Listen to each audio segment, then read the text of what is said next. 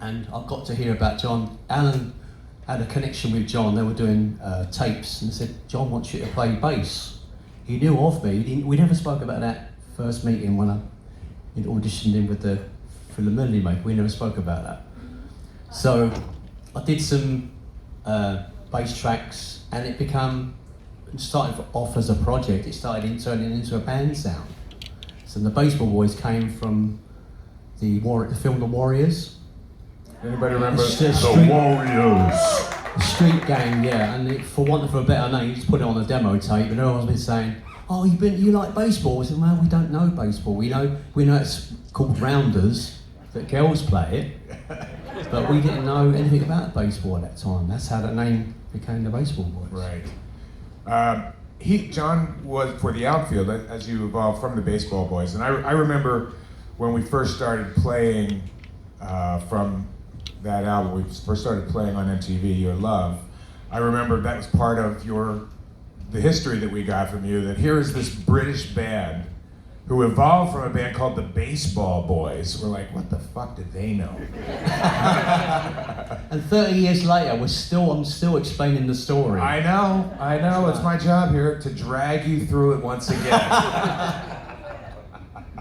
I had read that, I think John said, we didn't even know what the Outfield was until we came to America. Yeah. Like, what that's a position in baseball or a field of play or something? Yeah, because there's three people in the outfield part of the baseball field, Oh. and that's why, someone from the real company said, "Why don't you call yourselves the Outfield?" It still doesn't mean anything to me. Like, oh, you're in the outfield. Yeah. You're in the outfield. Yeah. Left or right, center or what? So we just went with it,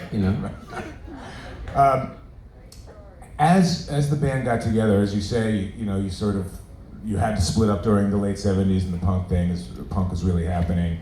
And when you put a band together, I always imagine that the guys got to sit down and talk and say, who are we? What do we want to do? How much did John, because he was the writer, influence the music that ultimately came out of the Outfield? In terms of direction, I understand he was the songwriter, but all of you guys had musical sensibilities. So how did that work when you would get together to hash out a song or to decide on an album? Well, he was the ultimate leader of the band. He was the engine driver. He said any good, successful groups can't have more than one or two or three writers because there's going to be a clash. He had ideas all the time, and I'd come up with, ideas for parts of songs. But fundamentally, it was his sort of, every song was his sort of baby. I went with it just in case he beat me up, basically. No, he wasn't that bad. It was just, he was. I met John. The main writer. He was he was a really nice guy. He's very big sweet character, man. yeah. Big Funny. Yeah. So as it would happen that he was the writer again, how is it? We talk about albums as a snapshot of where these musicians are at a given moment. So when it came time for Play Deep, John had been writing, you guys have been demoing, I'm assuming, and I guess off of the demos for Play Deep, the songs that you guys have been working on, is that what got you your Columbia deal? Yeah, it was Taking My Chances, All the Love in the World, and Your Love. Right. They were the three songs on the cassette. We did a recording in a local studio.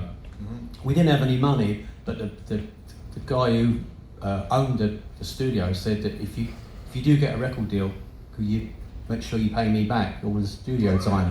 We said, yeah, of course we will, and that's how the songs came from that little studio, Star Studios.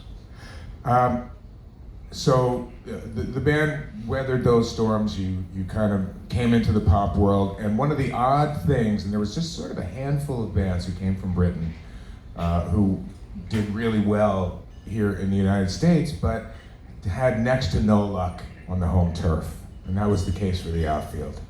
You're having hits over here, people coming to see your shows here, but in Britain, not so much. What was that like for you? Was it frustrating? Why do you think that was? I think it was quite good because we could go to the supermarket and not get, recognised. And I quite like that, just not having to put my stage gear on every time I went to the supermarket. The fluffy shirts. Yeah. I used to love your fluffy shirts. That's quite a good accent. Yes. Did anyone see Hollywood Squares the other night? Well, my next show is going to be Celebrity Stairs. It's just an idea. I think it could work. So, John, with John being the writer, John passed in 2014. Yeah. And I mean, without sounding too obvious, what did that mean to you personally? It knocked me for six. I didn't want to even listen to music for at least a year. I just didn't want to do anything. I just hear music and think, why do people like this? It just knocked me for six because he was like my big brother. I did share the stage with him for the best part of 40 years. And it's like anyone else. If they lose someone that had been, basically got a deal, their first record deal with, and we toured extensively, and we were good friends. So it really affected me for ages and ages.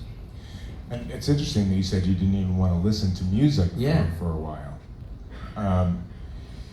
Because I kind of had this thing in my head that that first album, Out of the Darkness, was related to the sort of darkness that you had been living through. Is that right? It was also coming out of John's grief, obviously, but it was also for me to step into the light, out of the darkness, and show people that I wasn't just a voice of the outfield and playing bass, that I can do more. I learned a lot of production techniques. Me and John used to produce after we left MCA and Sony. We learned how to produce our own music, so I was able to. I wanted to prove that I could, stand up and be recognised as a producer, songwriter, bass player, played guitars. And I just did it. I wanted to do it all, and drums. I wanted to do it all myself to see what it was.